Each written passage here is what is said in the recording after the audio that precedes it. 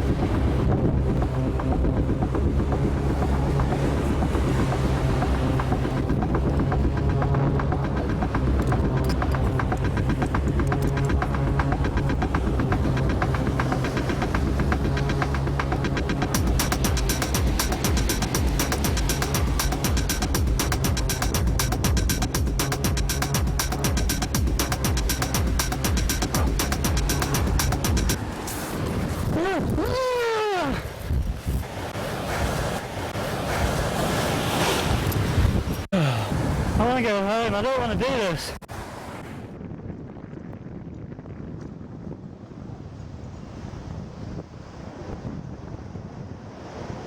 Just carried on, it would have probably been alright, but I feel like I've virtually dislocated my knuckle now.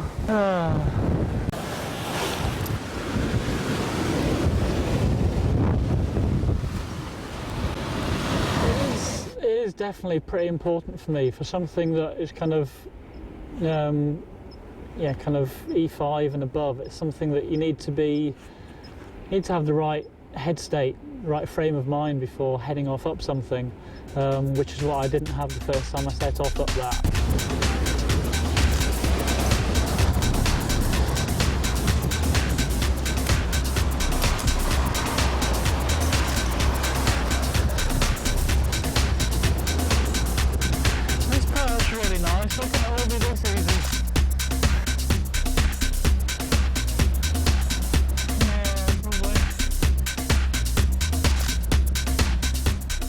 I anyway need a reasonable amount of psych before setting off up something vaguely hard.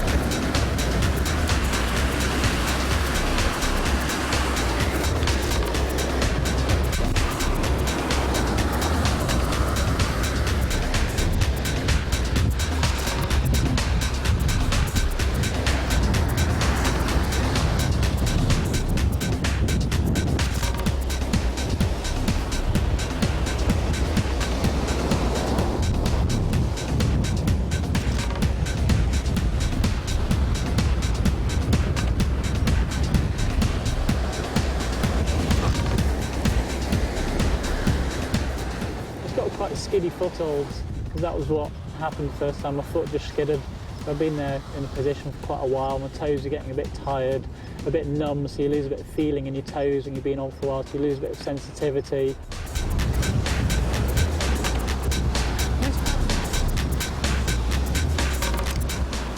My favourite sort of climbing where you get a good piece of gear in, then run it out for a bit on nice positive climbing, get another bit in.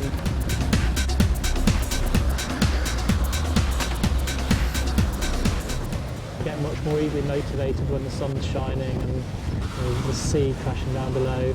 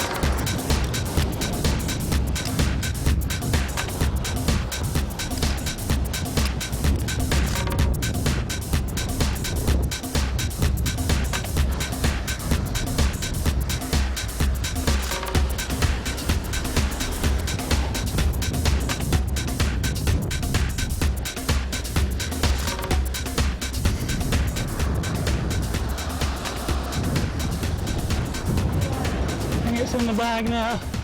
White heat, it's hard to see from above and from the side, but if you can kind of take a step back, you can see it just follows a fantastic, perfect crack the whole way.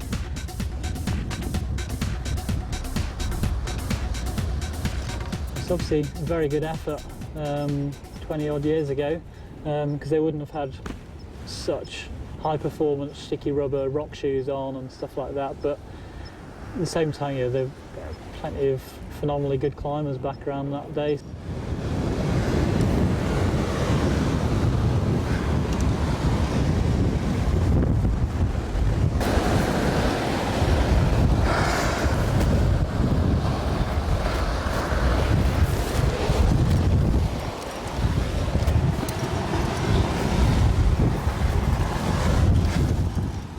Every climber who gets into climbing gets into it for the same reasons, contrary to what a lot of people who read the magazines feel. I think a lot of sponsored climbers get heavily criticised for trying to make a living out of climbing, which I think is a little bit of a shame, because you look at any other sport, you know, where the top performers in that sport, you know, they're getting paid ridiculous amounts of celebrity money. So for climbers to be making a couple of grand here and there to enable them to climb more and to improve and to help push the sport on, I think that's a great thing.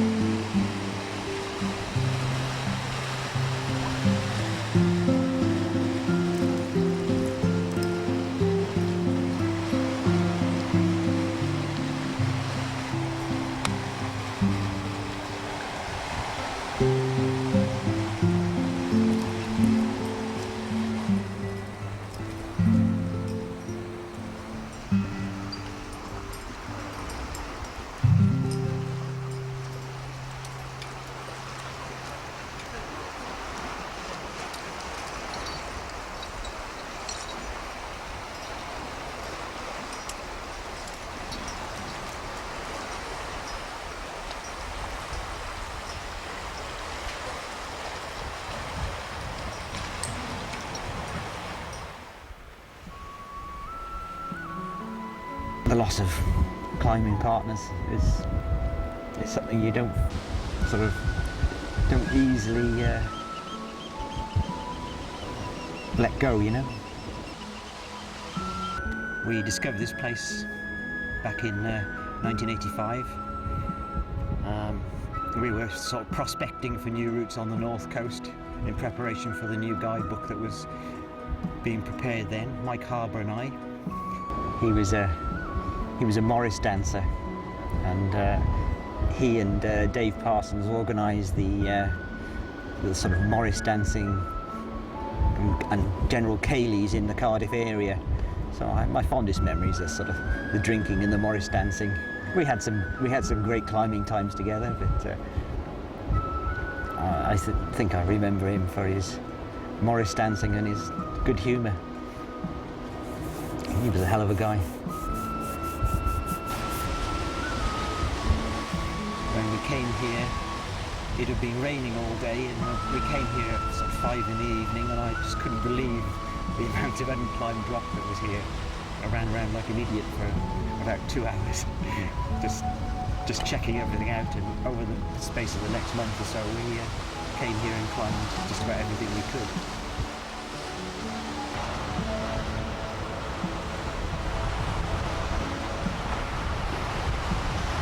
I enjoy climbing with different people in different areas, and every corner you go around in Pembroke, it's a different place, you know. I've been doing it for, I don't know, getting on for 30 years, I suppose, and I'm still discovering new and interesting areas to climb in. Over the years, I've introduced loads and loads of other people to the area, I suppose, you know, members of my climbing club and foreign visitors, Germans, Polish people, Russian people, all sorts of people, you know, I've brought here, or we've brought here, and they love it, and I love seeing them love it, I suppose. It's good.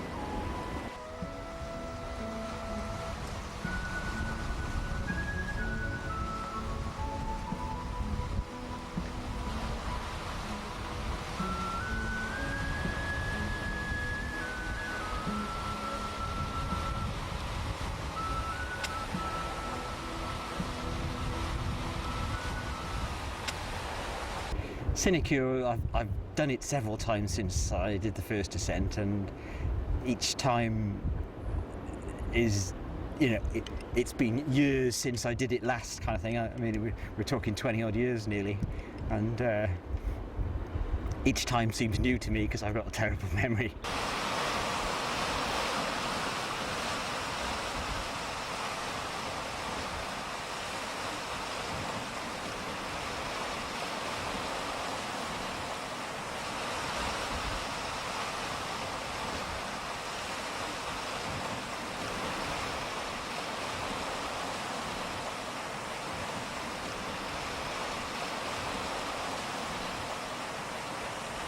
I'm not one for climbing grades. I just like to climb new rock, if you like, places that I haven't visited. So I climb V-diff until I'd run out of V-diffs to climb, and then I climb hard V-diff and severe, and until I'd run out of climbs at those grades, and I went up the grade because I needed to find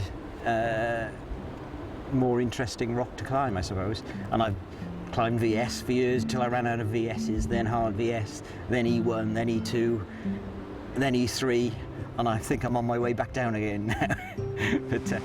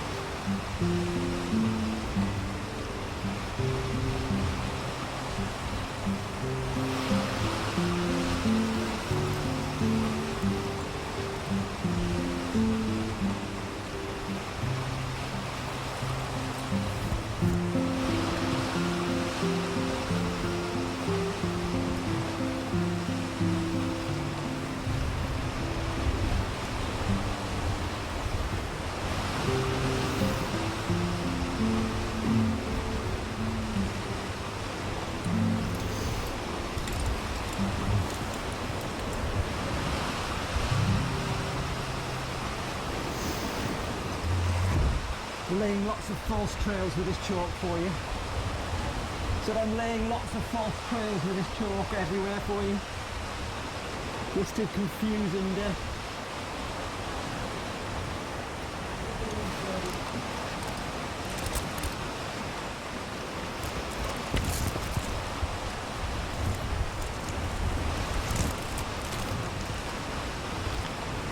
a good runner behind a wonky block.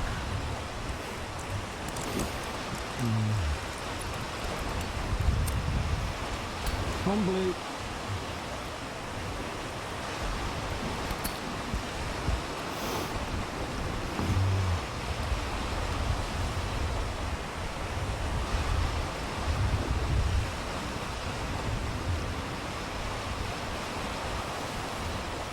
Once you get into climbing here, the holes are quite positive, and it's a confidence thing. Half of it, you know, you're worrying whether the things are going to snap off or not, you know. And once you get a bit more confident with it, you're prepared to have a go.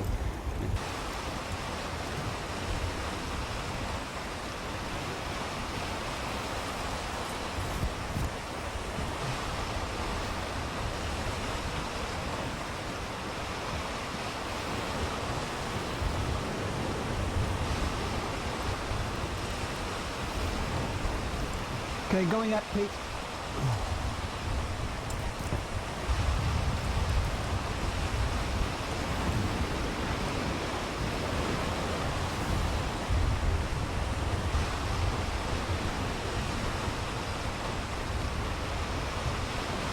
Going down, Pete.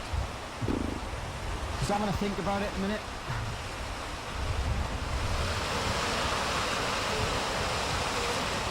More runners.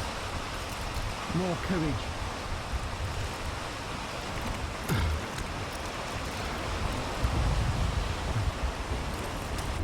I think the first bolt was placed on Hypocrite, and the climb had a hole with stacked pegs banged into the hole for protection when it was first laid, and we just couldn't leave it like that. I think a hole with sort of 4 pegs banged in it, the pegs would have just been stolen anyway, so I think it was just decided that would probably be the best answer. It was a good climb, and it wasn't led with a bolt. The bolt was placed afterwards for the use of what we thought would be other climbers following, and we just wanted to make it safe. We knew it was a good wall. We knew it was going to be a good climb, and it just needed to be made that much safer. I think it needed to be debolted. I'm glad it was debolted.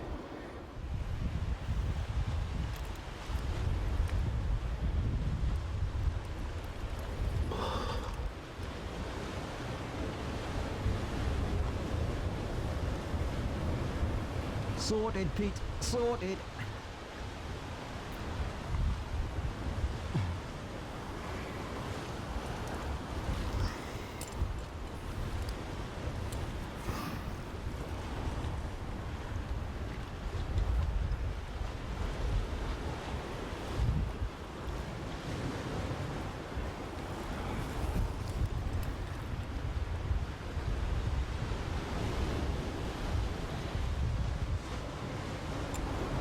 I'm really pleased that people come here and discover this beautiful place, discover that beautiful climb. It's a wonderful little thing down there. And I recommend anybody who hasn't come here to come here and climb it, because it's just wonderful. Okay, you can take me off. Gary and other members of the club, like Gary, like I said, they run events around various locations, introducing new climbers. He's got quite a history behind him. I'd watched him climb before I climbed with him. I've never seen him struggle on a route. And he's good at coaching people. But if you're going to climb with Gary, then you've got to be prepared to do something a little bit more extreme than what you might be normally doing.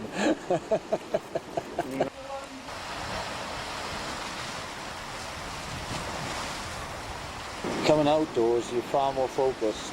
The risks, I wouldn't say the risks are higher, not seconded anyway, but your focus is keener. So you forget about the everyday problems in life, you focus on what you're doing, and the scenery, a day like this, sun's great, and what would you want?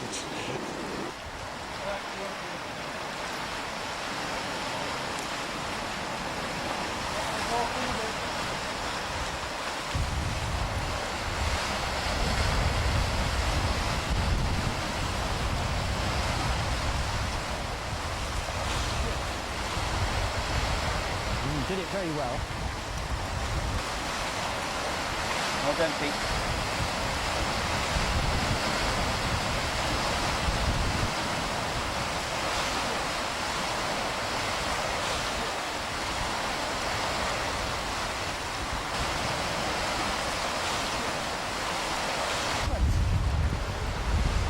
Shake up hands is in order.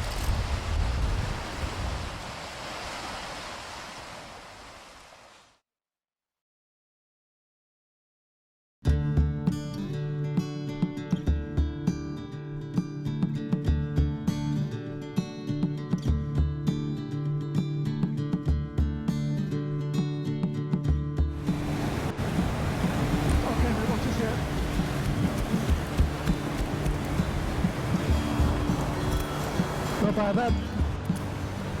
Which one? Purple? Yeah?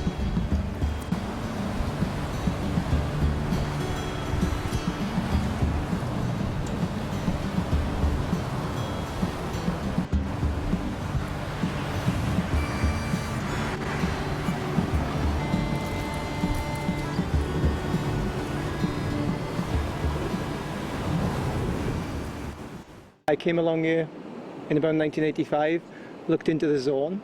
I was fed up really then with Huntsman's Leap and things that had got too popular, so there were a few lines in here to do, so class of 86 was the one really. And I came back a year later. I had a week down here with John Harwood then doing new routes, and we did it that week.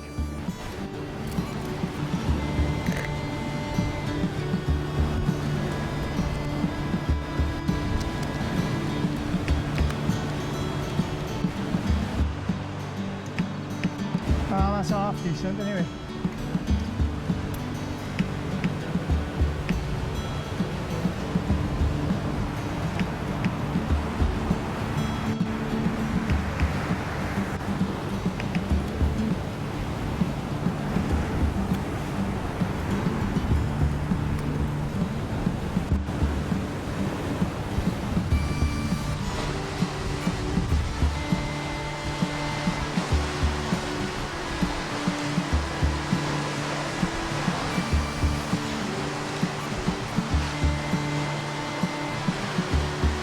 Oh, good on there.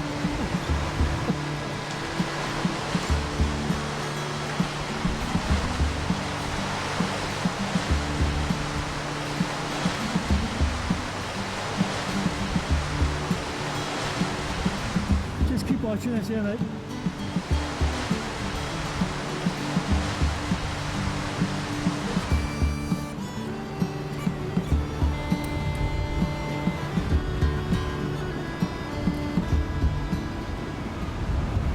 I'll put the red in that one, mate. I can't see it. Okay.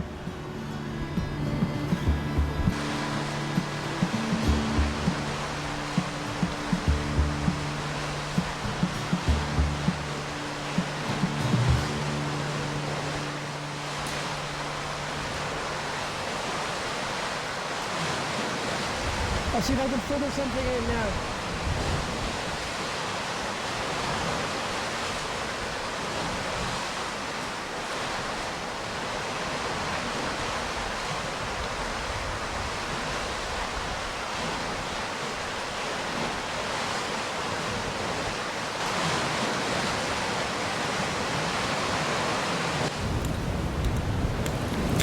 Oh. Well, them purple nuts work.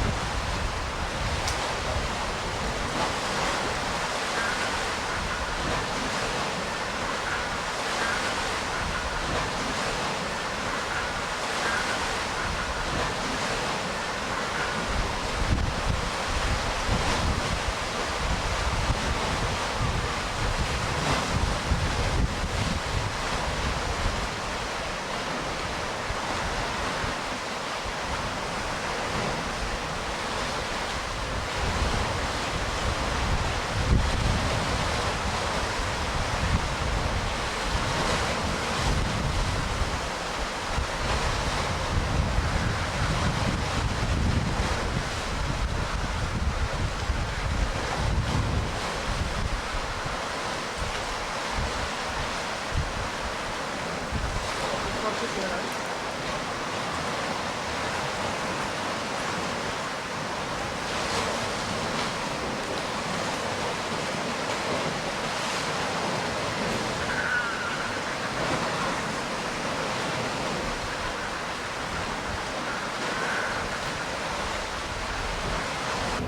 put a bit of purple on him, mate.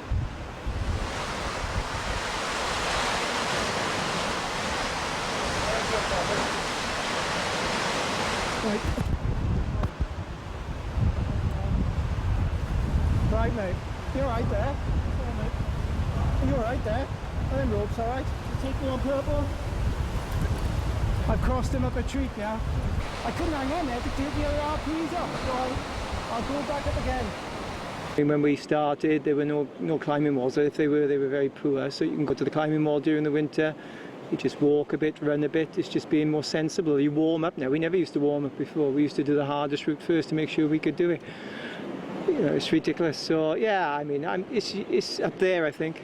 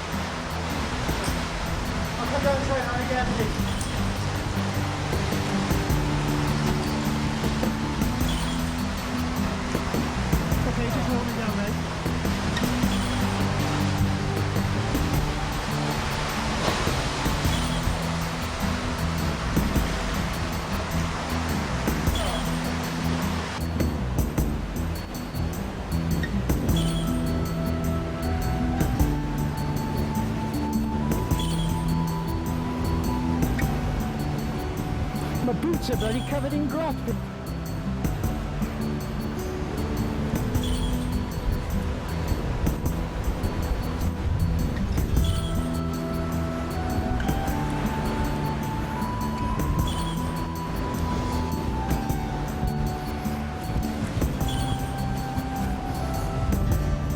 think I want to take me back to 1986, that's bloody desperate.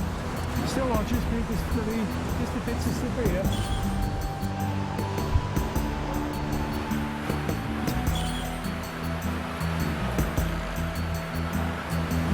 There's a wire up there as well. That's not very good, and it's rusty. When we did the first ascents of some of the routes, we left wires in, and I think looking back on that was wrong now because they've just rotted and the placements are bad. Okay, mate. And quick, Pete. And quick. Whew.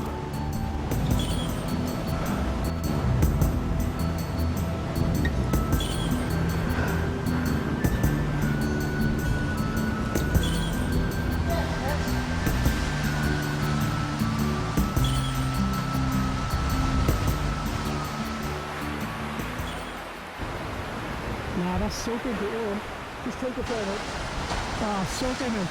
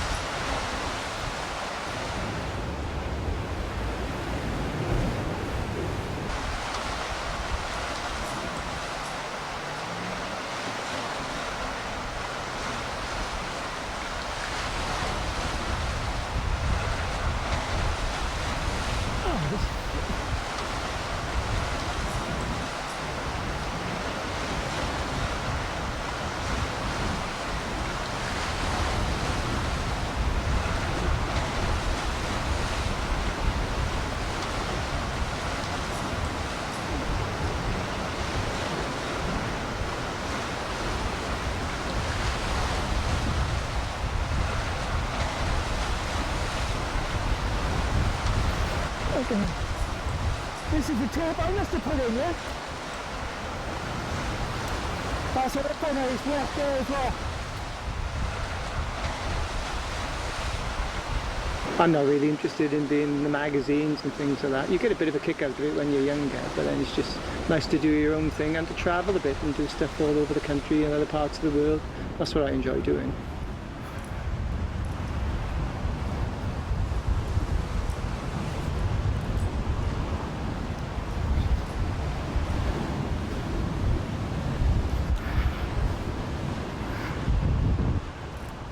No, just take a second. Sorry, Pete.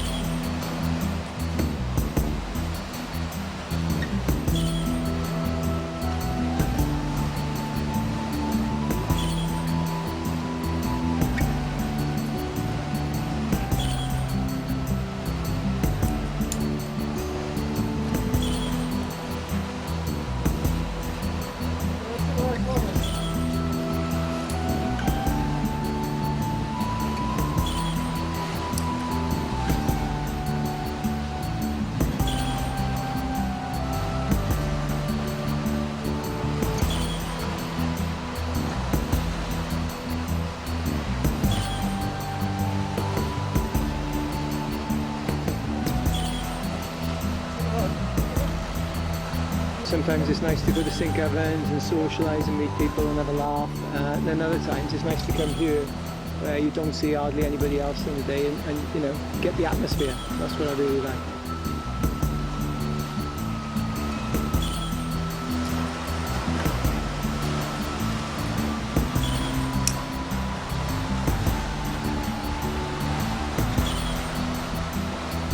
It was a battle down there today, but it's a quality route.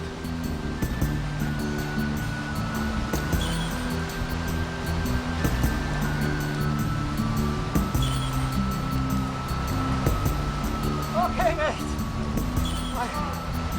Exactly. Yeah, 6 feet.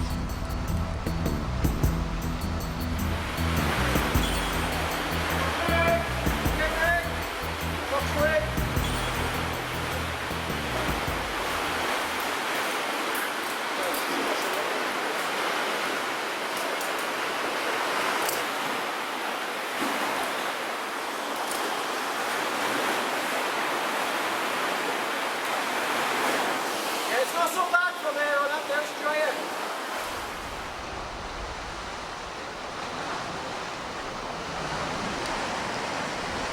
That's it. Just by the peg. Nice one.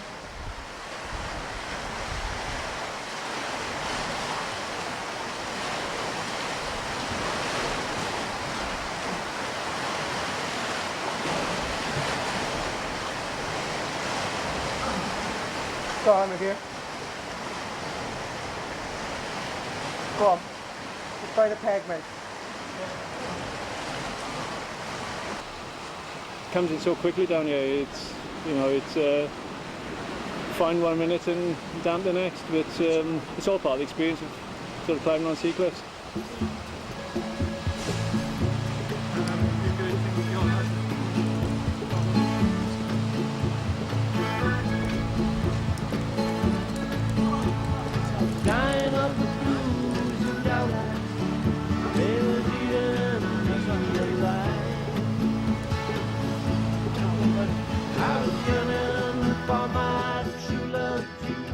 Obviously Andy has his routes that he wants to do and I have my routes that I want to do, and you know, we just compromise between the two. You can have solitude at places like this. You know, it doesn't have to be that hard in that sense, but you can just go off and, you know, sort of just enjoy yourself. I was standing on holy ground.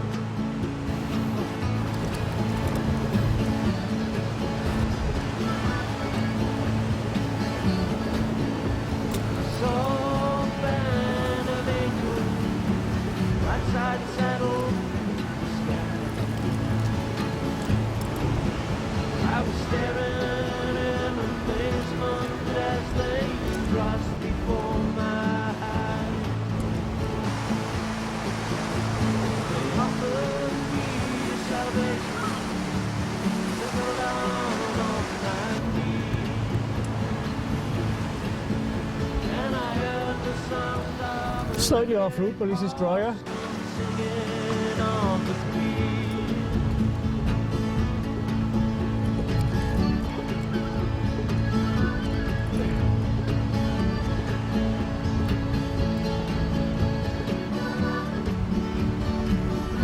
Okay, Anne.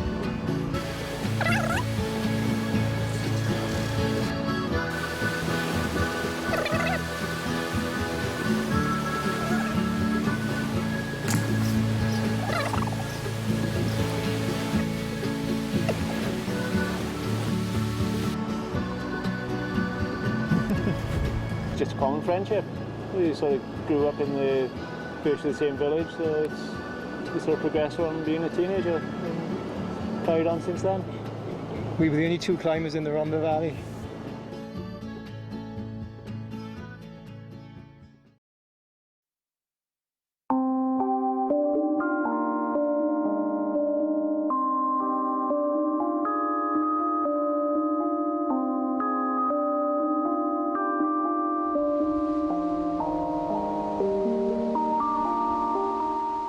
We started coming in under cover of darkness and then going out under cover of darkness and just hanging over the edges of the cliffs and trying to stop from being seen and thrown out.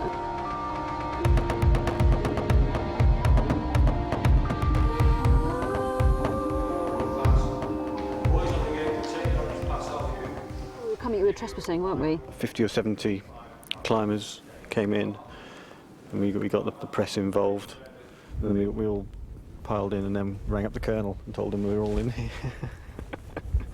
Yeah, it worked very well. It wasn't very long after that access was negotiated. Loads of these that bury themselves just under the surface. And as I say, you can see by the sun there, was dropped by the French Air Force. And marine flares were actually washed up onto the freshwater and onto the French beach. But to come to an area where literally, I think Jim Perrin had climbed something on the stack, Cookie had done a few routes, but there was just this 3 or 4 miles of completely unclimbed limestone, and it was just like a treasure trove, wasn't it? Mm. And everywhere you go, you just look around the corner, there's another awesome corner or big crack. Most people try and do a ground-up ascent, so they'll either approach or walk down somewhere where you can, but usually you have to abseil it in, and then just hunt around, and if you see a line, just have a go at it and take it from there, really. And there have been many failures and many sort of numerous attempts at lines, and finally they succumb or not. So it's quite a good adventurous way to do it. It's more rewarding than pre-inspecting. I tell you what, I'm somewhat nervous. I have to admit it. You led this 27th of September '92. That's 1992. nearly 11 years ago. Shit. On site. Start near the right end of the terrace at a broad corner. Is that right?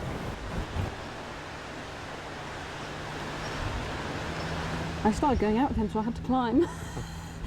Yeah. No, I wanted to climb. I'm so glad to have been introduced to climbing that way rather than like at a climbing wall. And it's great just to go out and do adventurous stuff and not realise climbing's anything different than that, really. I just got addicted as well. I just love it.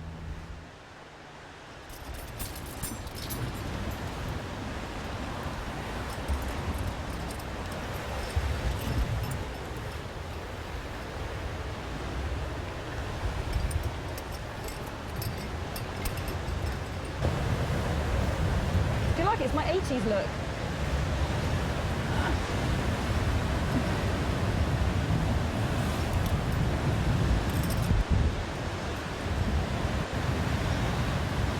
Look at you in your Speedo shorts. Oh. Your Speedo shorts. Yeah. Oh, I feel a wee bit wobbly on there.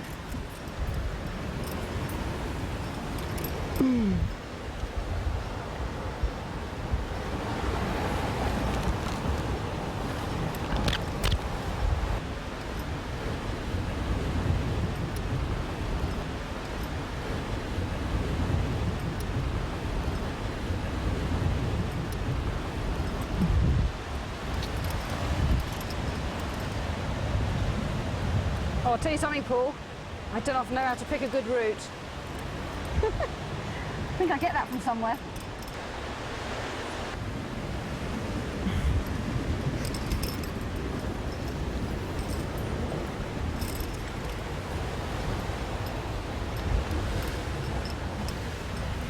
You want me to take my top off?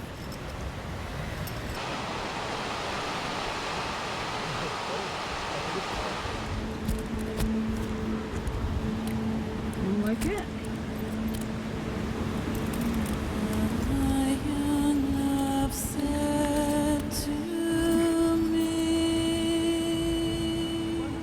Yeah.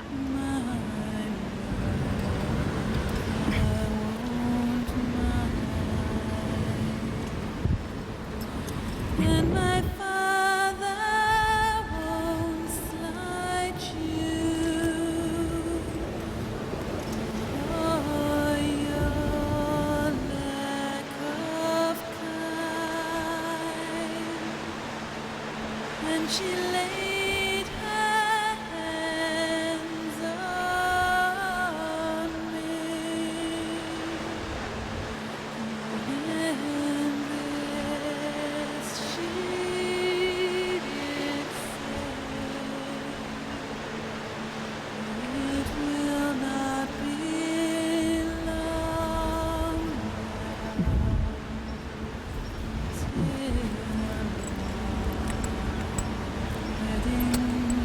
We came in with Dave Cook initially. We met Cookie outside the range one day. It was bizarre really, because we just said, where have you been climbing? He said, oh, I've just been into Range West. And we were like, well, didn't think you could go in there. And he was like, well, why not? And he was just one of these characters that, I mean, sadly missed, because he just had such an enthusiasm. It was completely infectious. He was so keen and believed and strongly in coming in here that he inspired many people. He really made you believe in yourself as well, and made you believe you could do things. He was so encouraging if you climb with him, and not just about climbing, really, about anything. So well, for me, I mean, he just got me really inspired about the place.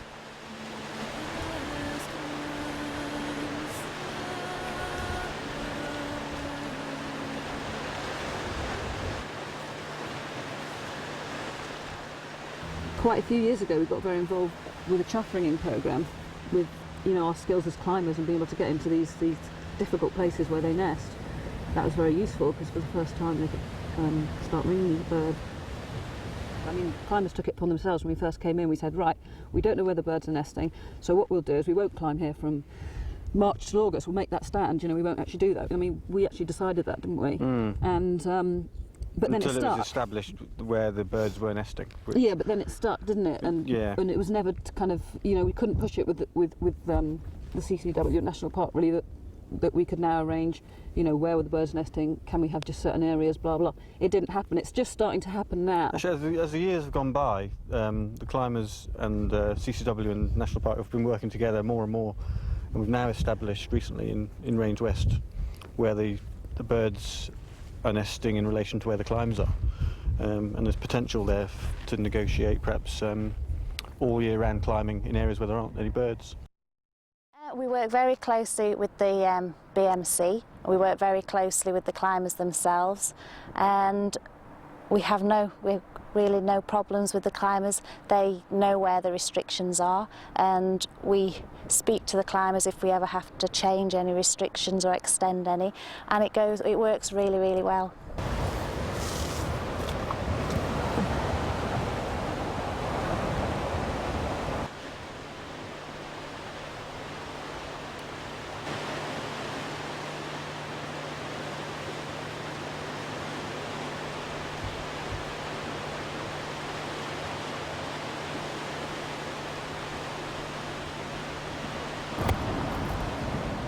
Watch us, Paul.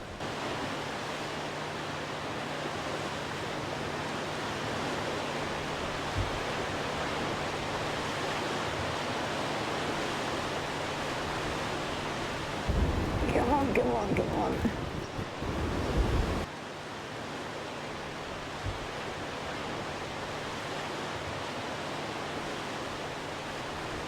I've changed in the last few years for sure, and even though I still really have a passion for new routing, I don't think, I mean, probably in the more recent years it's not been as, I mean, it's never faded that with Paul, whereas with me it's faded a bit because I found that especially doing on-site new routing, it can have a negative effect on your climbing, and it can make you a bit untrustworthy if you get on normal routes, but routes where you know the grade and you start doubting things, and I don't know, it just messes with your head a bit, and I really wanted to try and just push my grade because I'd never really tried to do that, and I've been climbing for a long time, and I felt that I could climb a lot better than I had been, and I think it was just almost holding me back a bit.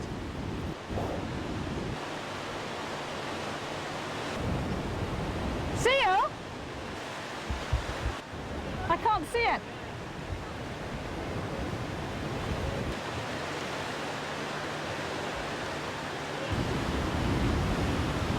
It's just got an impending feel about it.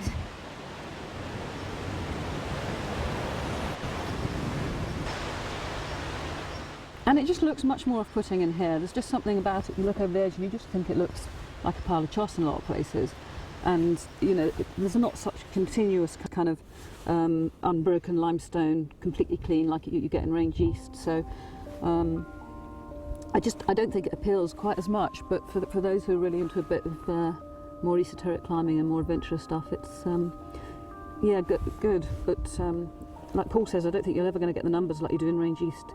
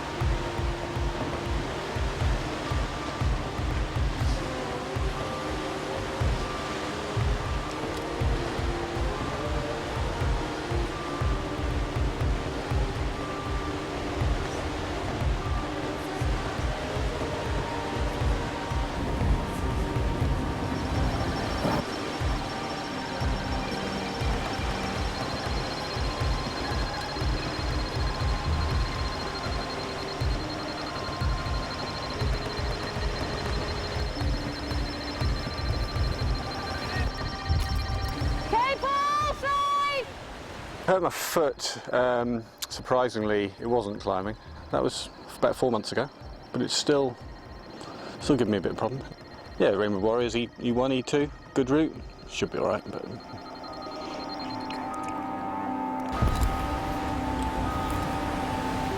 Oh yeah, I see him.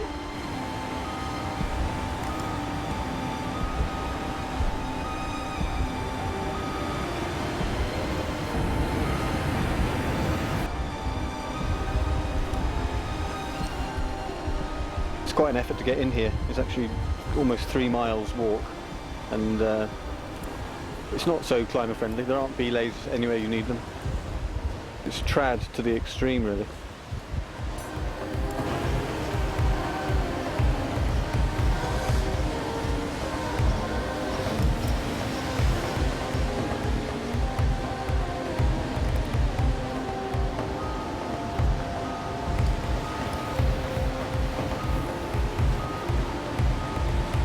How's that sort of thing on your foot?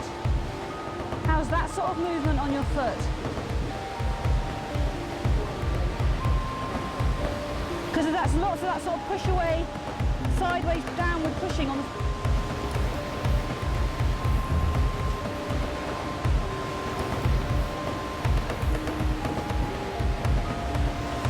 It's ace, isn't it? I forgot how good it was.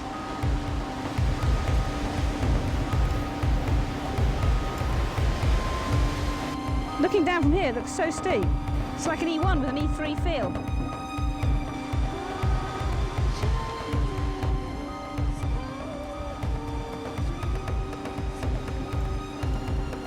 Feels so much more serious than in Range East somehow.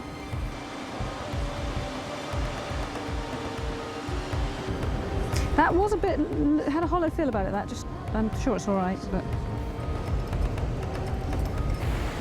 You can see why Little John came along and looked at Pembroke and just looked over the top and...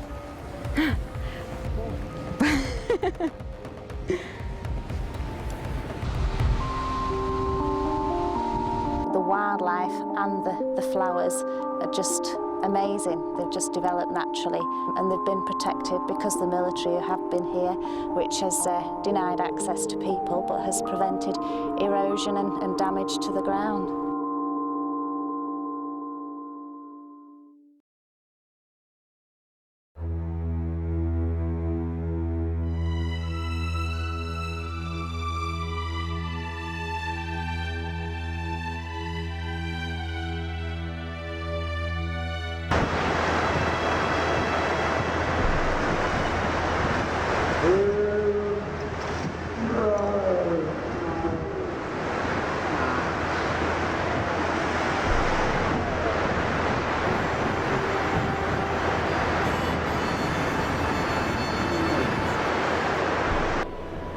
I first tried Always the Sun about 9 or 10 years ago, and I think the thing I remember most about it was that the two of us had very little time on our hands. My partner then was a guy called Kim Greenald, and he was a working climber and he was in a rush to go home. We'd done a couple of routes earlier. I was really keen to try Always the Sun because it's a hard classic. Maybe it hadn't reached classic status at that time. But the thing I remember about it was wasting his time. The poor guy was so patiently waiting at the bottom as I would be trying this route, falling off, and I was taking some real screamers, sort of 30-footers, and that was really quite exciting. But it just dawned on me, as it does from time to time, how self-indulgent the game can be, because I was possessed in getting up this route, but I was failing, and I failed on it, and that was sort of disappointing. Really not for me, but I felt as though I let him down, which is kind of a strange experience. Oh, it's a Gary clip. What?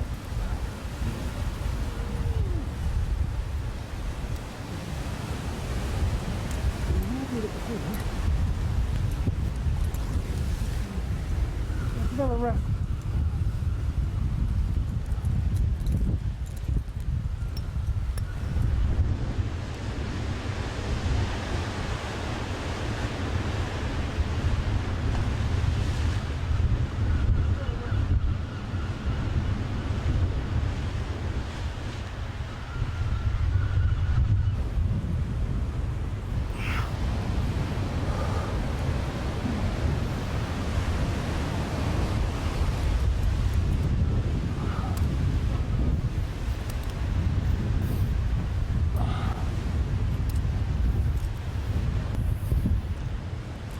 Let's get these wires in. Instead of relying on this heap of rust here.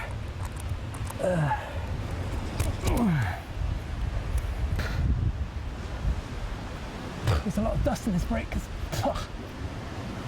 Jeez.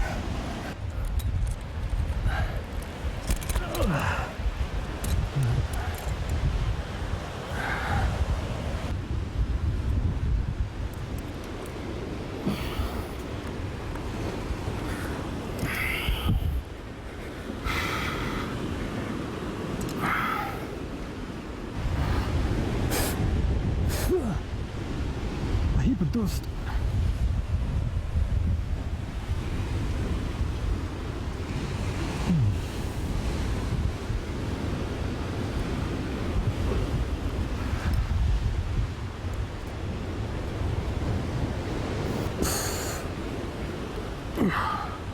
Gosh, it's hard.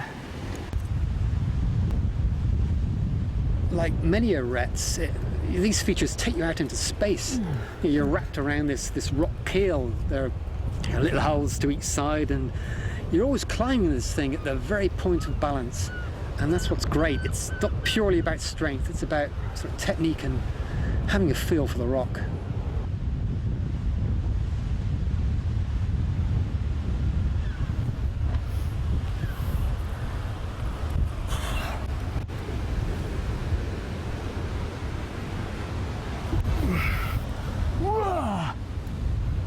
Right, where's that sharp little hole? There he is. It's horrible. It's horrible.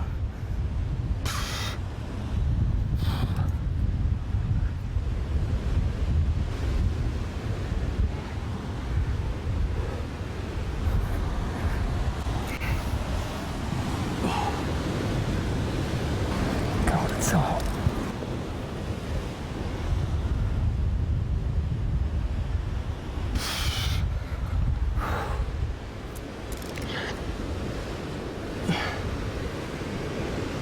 Naked.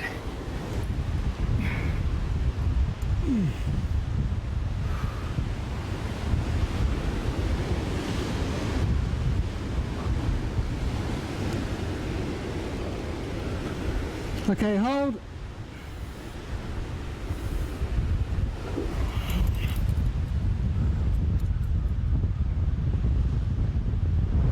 Well, we've just got to take a look at it from above, below, sideways. It's this magnificent soaring arête.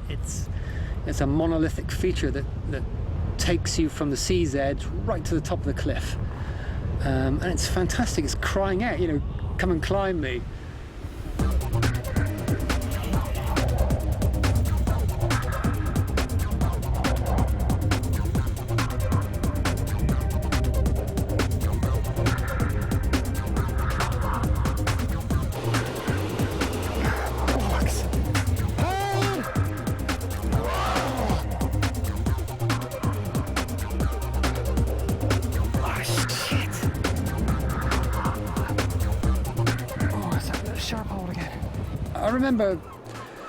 I remember quite a lot about the route, strangely enough. I've been thinking about it quite a bit because I knew I was going to try it again today, and I can remember odd things about it.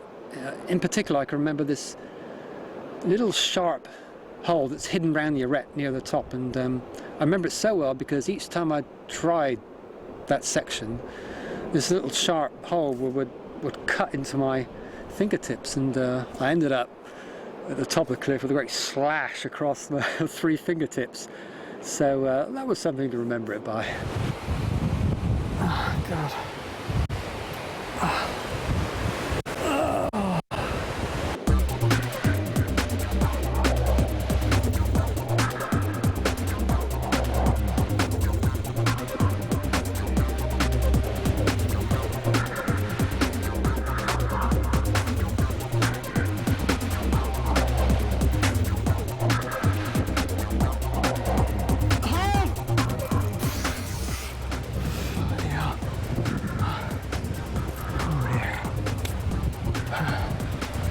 That's a big one.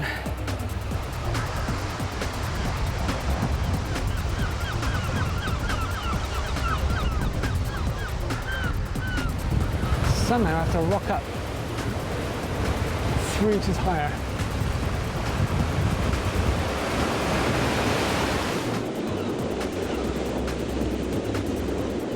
I mean, it's bizarre, but I think the more you work, the more you have to climb.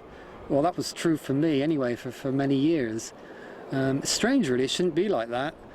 And I guess I've been sort of burning the candle at both ends, and I think recently the sort of flames have met in the middle. And I think, you know, having to work teaches you the value of time, and it means that you've got to manage your limited free time as well as you can.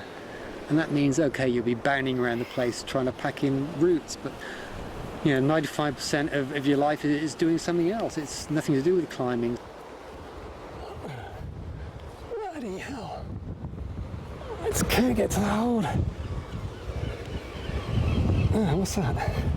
That's nothing. I think that's a possibility. But it's a bit bloody late.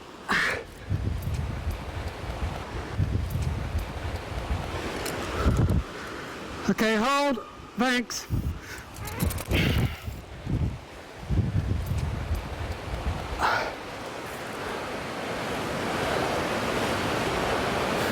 think I might have found another way of doing it. Oh, there's a treasure down there.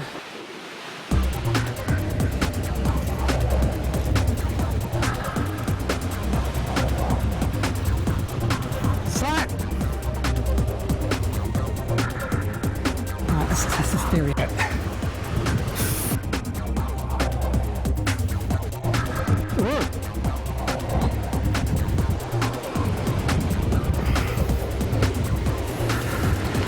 That's a little work.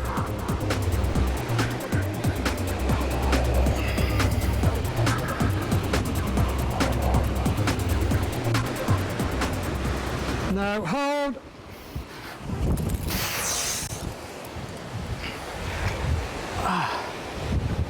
Oh, God.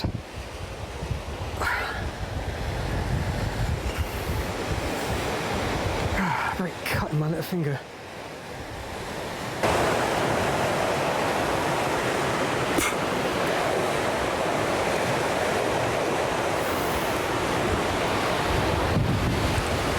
Oh, that didn't work.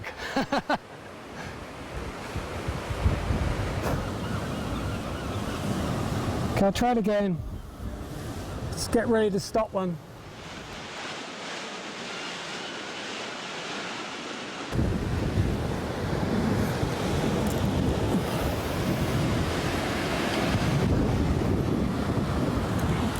Slack!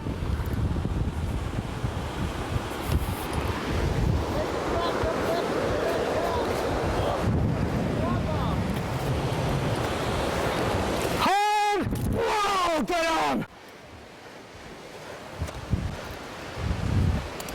Oh.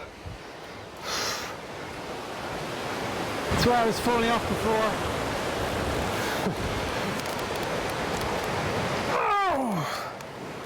Oh. If I drop one, then that could bring this to a conclusion.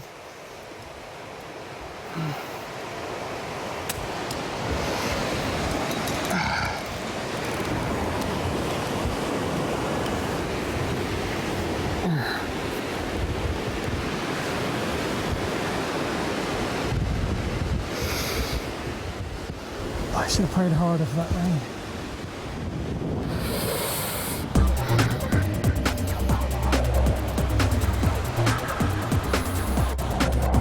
How many times have I got to do this move?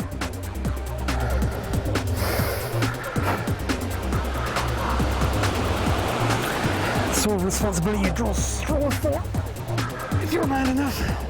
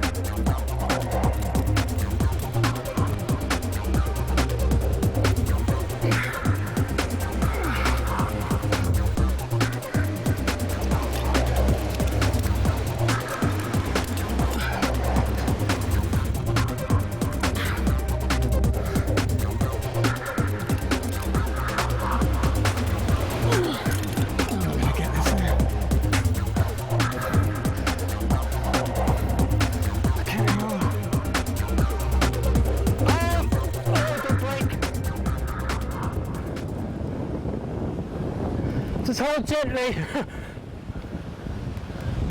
I should have replaced that. Never mind. Oh dear. I wonder if there was an easier way to do it.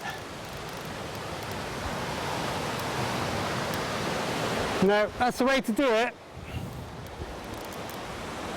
There's no other holds. That was it.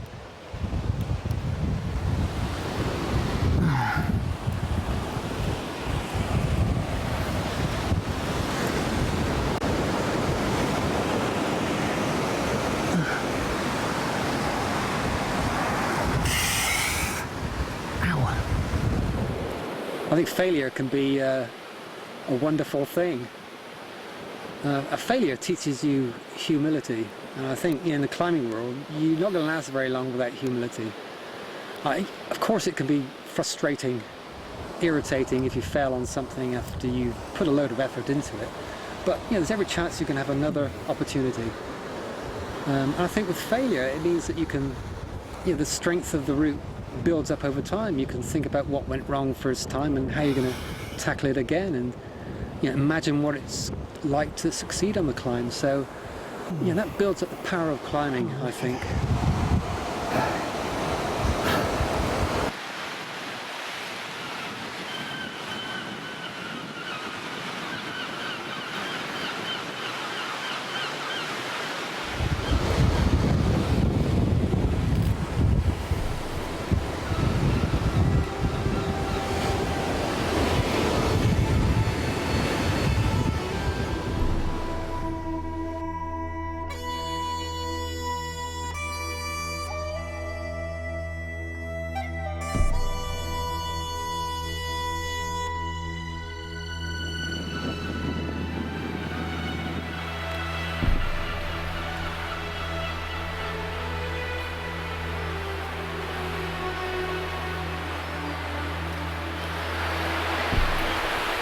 With yours. Oh, Jesus. What is it like? Oh my God.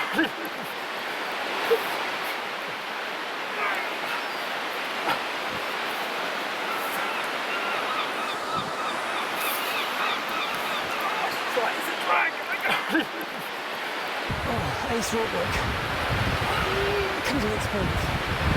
Maybe it's slightly less of a failure than last time, but yeah, it's great. It's great. I rediscovered the route after 9-10 years, and it was almost the pattern of the failed ascent was almost identical. You gotta laugh. Can't be serious.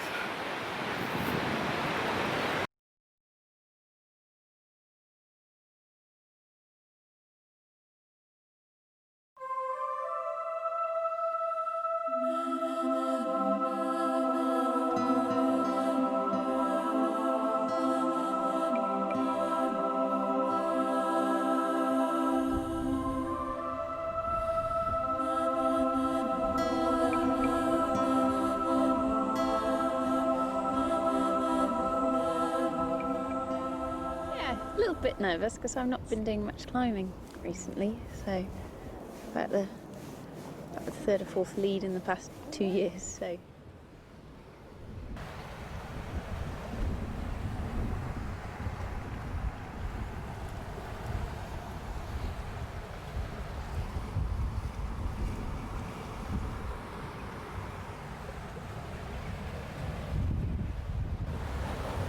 Just about to think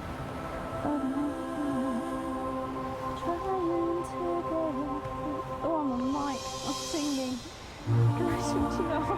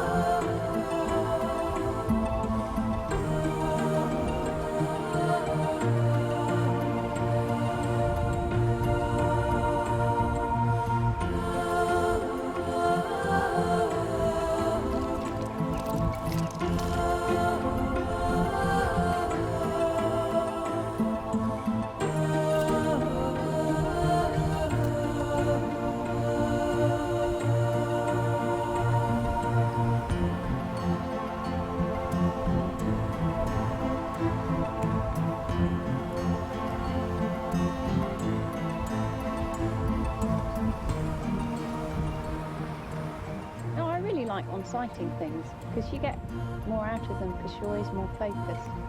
If you get on something that you can sort of second quite easily and you're not concentrating as hard, it never seems as good as when you're actually really switched on and you're really into it.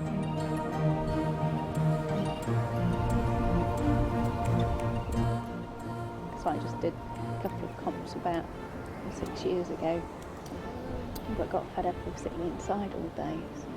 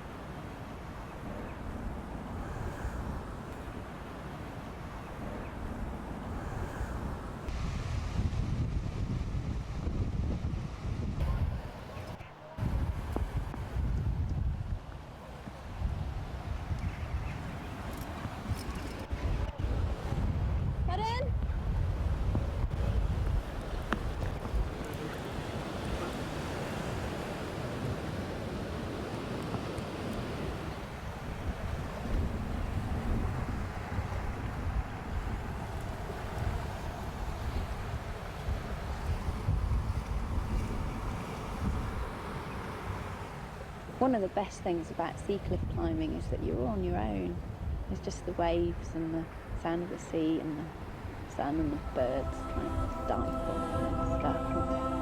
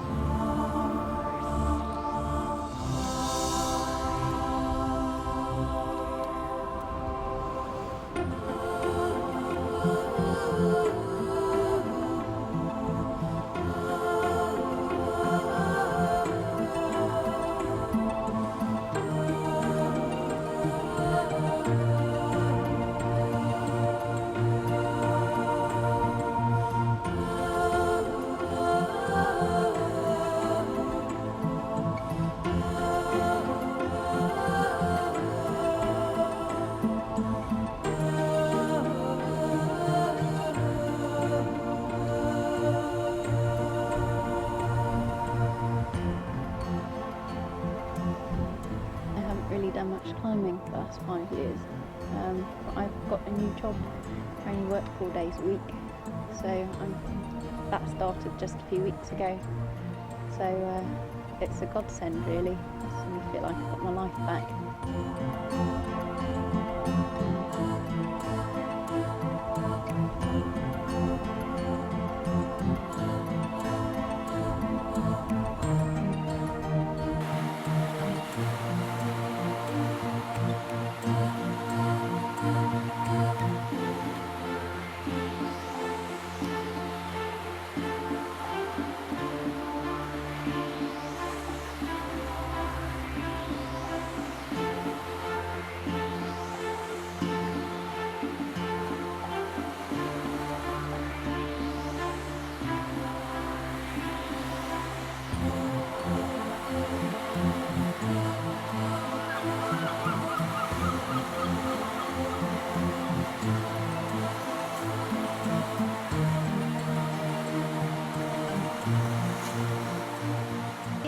steady all the way. The bottom bit's the hardest, I think, but there's good gear, so it's all right. You just stick another wire in and get on with it.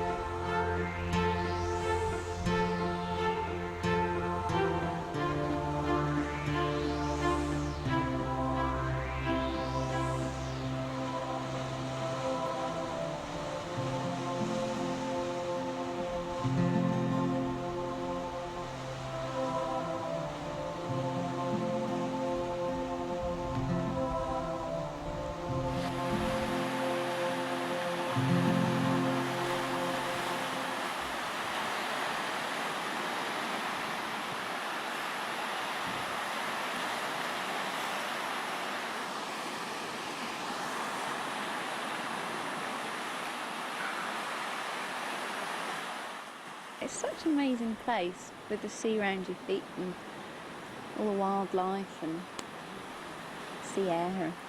Oh, I love it.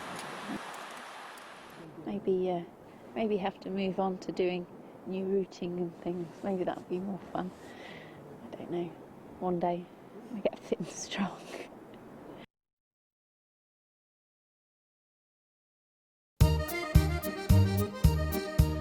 I think my output's always been phenomenal. I think the initial reason for starting new routing, as I've said on many occasions before, was about fame and fortune. Neither two lying hand in hand, and I think once I actually started doing new routing, it just became a complete obsession. So I don't think I can describe it any other way. It was almost manic to some degree. Well, it wasn't almost, it was manic, full stop. It's got very good memories for me. I mean, the route name's the strongest song, which is, I suppose, in some ways people recognise some of my roots because of that.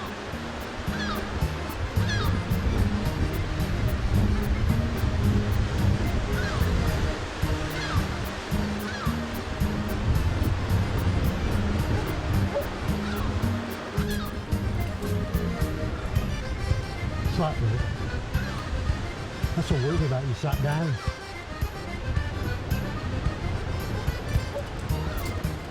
Well, the route also is good memories because at the time Adam was a very close friend of mine. Unfortunately, I've lost touch with him now, which is quite sad, but it's got some good memories because we spent a lot of time climbing together in '83 and '84. This is gracious, how bright. You too tight, me. Pulling me off.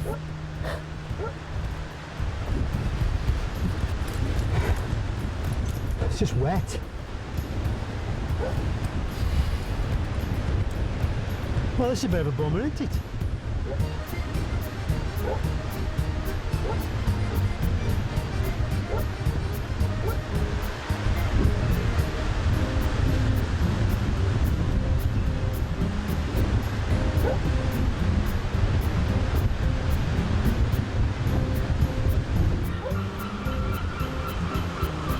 I can't even chalk up because it just gets rolls off.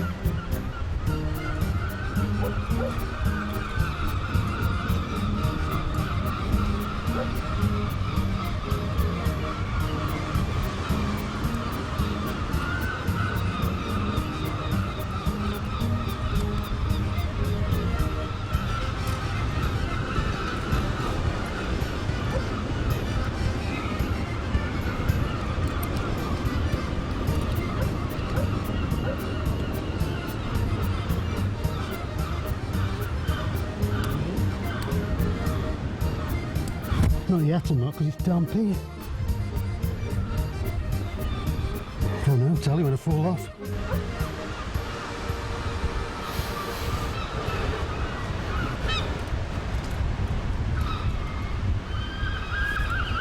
Yuck! Damp as piss, that route.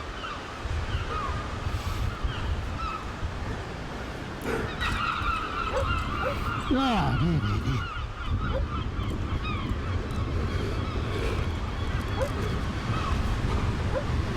Sorry about that, chaps, it's really done. I never set out with the intention of doing loads and loads of new routes and never knew where to lead to, but I think the attitude that I was always brought up with in climbing was to get as much in a day as you could.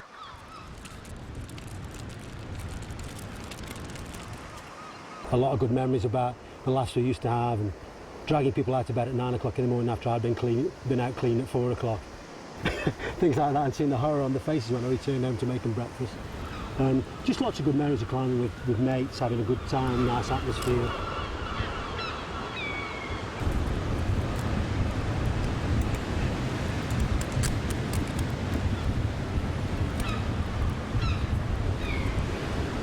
Get a good staple here, Will.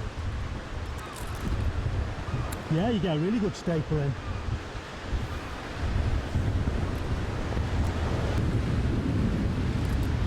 Slack on the yellow, mate. Oh, that's not a bad runner, actually. I feel happy now I've got started. Yeah, well, I'm happy now I'm over that start, actually. It was really damn. You just got a bit of a sweat on, but other than that, I'm all right.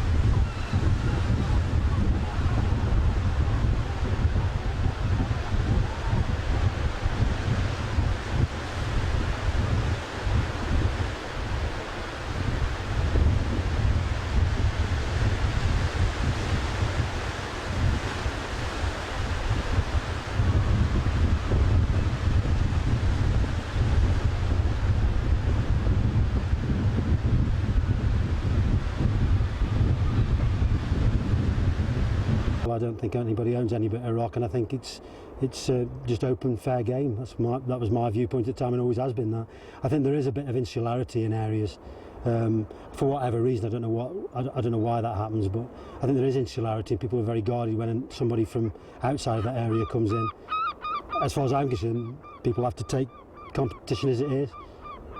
So I didn't view it in any other way. It's just an opportunity to do new routes, and I wasn't particularly bothered whether some locals had, took that offence to that or whatever. I think the establishment should always be challenged. I still believe that now and still will carry on doing that. I think if you don't challenge the establishment, it won't embrace all quarters of climbing.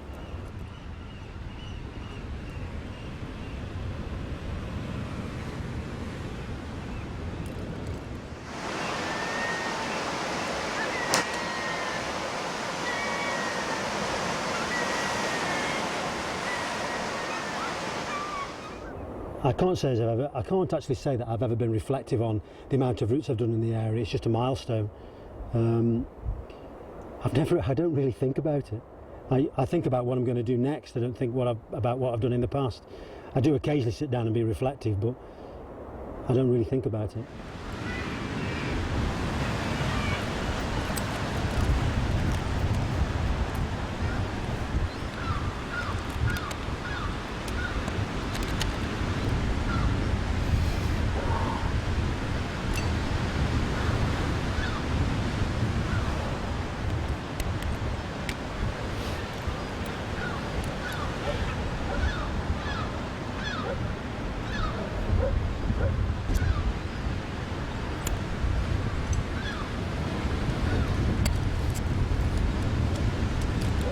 Flat right, please.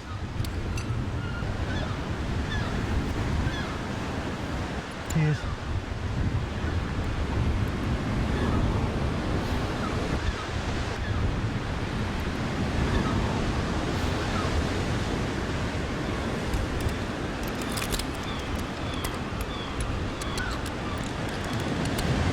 I'm supposed to sell by date.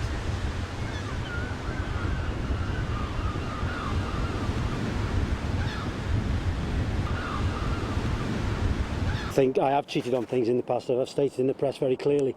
Unfortunately, I haven't cheated on the amount of things that people have said I've cheated on. But having taken those attitudes about cheating, I think that reflects on everything that you do. And I have to say that I'm my own worst enemy with that. I don't want to get into the realms of identifying every route I've cheated on, because I honestly believe that people will always question everything that you've done anyway. I think people forget good things that you've done because you've done the odd bad thing. I think that's a British nature, I have to say.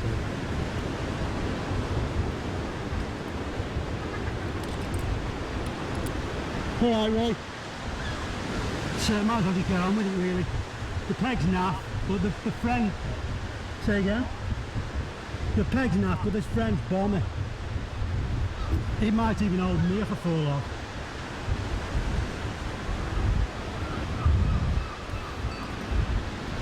Sweaty though.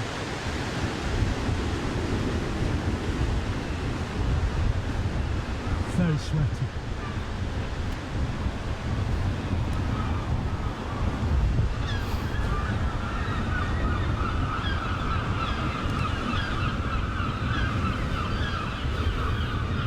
Slack on the well, cheers mate.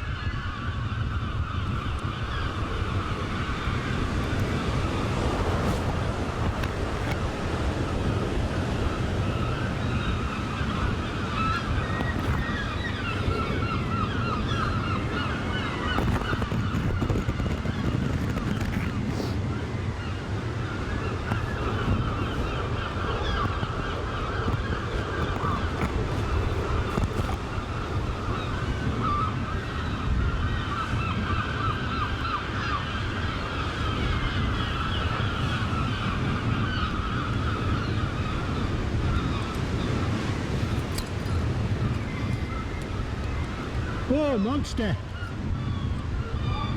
Yeah, yellow.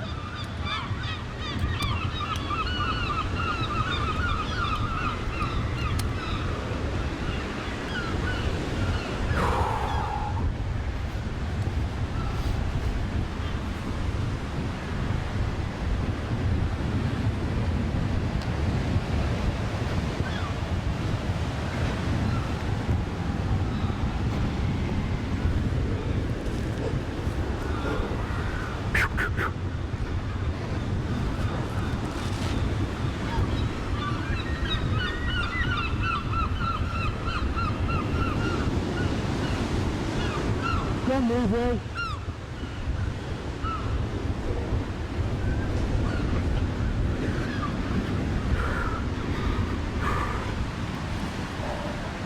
Whew. Hey, tell you what, I take me out after the guy that did the first descent to there. We've always operated at different levels. As long as you're operating at your limits, I don't think it makes any difference. If you all you can climb is VDiff and you try a hard VDiff, then you're getting the same out of it as if you climb an E7 and you throw yourself in an E8. There's a holdout on the face on the left. Yeah, you're away now. Well done. Excellent.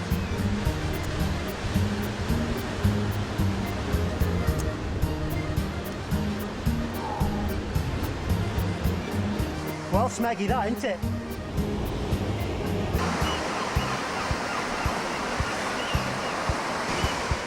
It's very pleasing to find that people enjoy your routes, but somebody else could have got to the routes first, and they'd have got the pleasure out of it as well. So I don't harbour on it too much.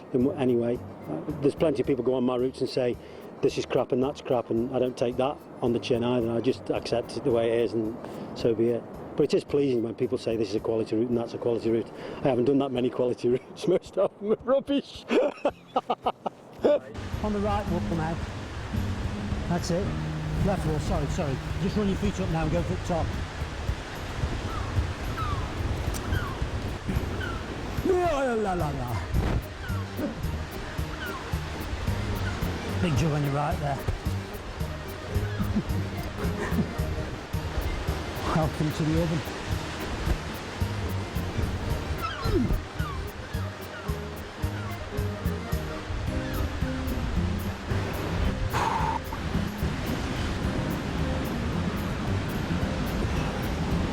Don't wound you up enough. You must have strong fingers to pull on some of those holes really small. Special ingredient? If there is one. Well, he's such a miserable bastard. It's a pleasure to get home at the end of the weekend. We share a similar sort of desire to go new routing and find new things and upset people, and I think it's a reasonably good friendship that we've got. I think it crosses certain boundaries at times. People always fall out, but always good friends always make up as well, and I think we've done that. Actually, it's also nice because he'll go to the pub.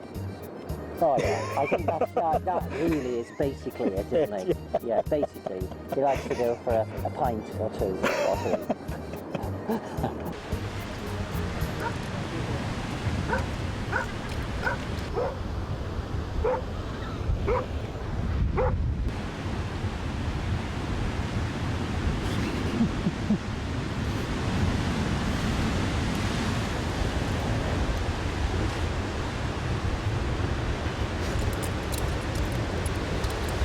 And then move left on the ledge, Roy.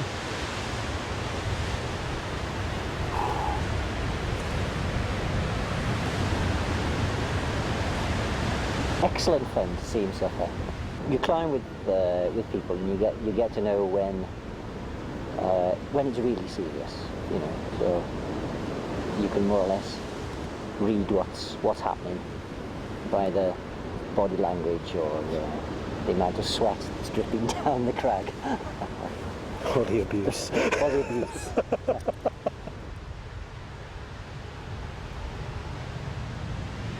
I think E5 at that time was probably at my limit, whereas if it is E5, I don't think that's at my limit now. I think one of life's experiences is that you take in things on board, and I think you improve with age, so to speak.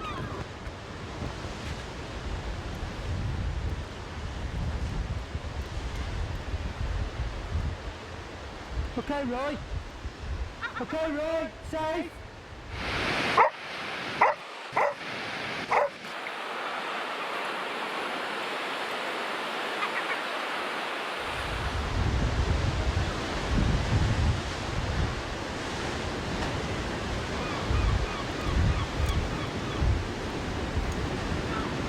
Good, well done. Excellent. Safe? Yeah. Pembrokeshire is one of the best areas in Britain. There's no reason why I wouldn't come back and new route here, but it remains where my heart is at the time. It remains where I feel my heart is at the time. It isn't here at the moment, but I have to say that I've thoroughly enjoyed the route I've done today, and I probably would like to come back and do other things here again.